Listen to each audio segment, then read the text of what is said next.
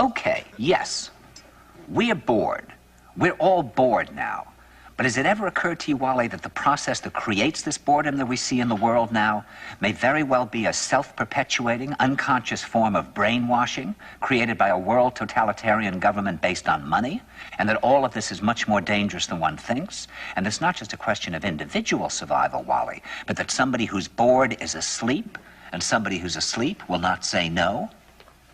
See, I keep meeting these people. I mean, just a few days ago, I met this man whom I greatly admire. He's a Swedish physicist, Gustav Bjornstrand, and he told me that he no longer watches television, he doesn't read newspapers, and he doesn't read magazines. He's completely cut them out of his life because he really does feel that we're living in some kind of Orwellian nightmare now, and that everything that you hear now contributes to turning you into a robot.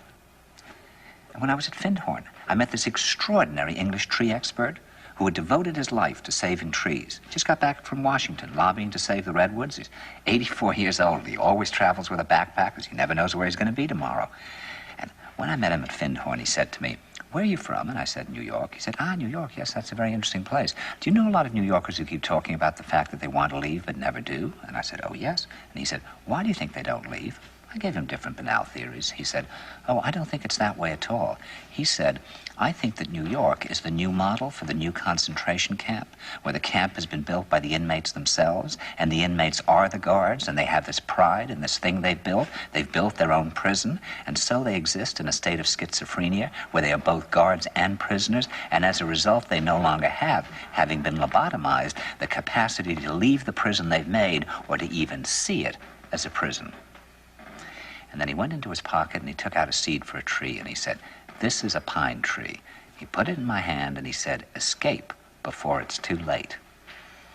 See, actually for 2 or 3 years now, Chiquita and I have had this very unpleasant feeling that we really should get out. And we really should feel like Jews in Germany in the late 30s. Get out of here. Of course, the problem is where to go, because it seems quite obvious that the whole world is going in the same direction.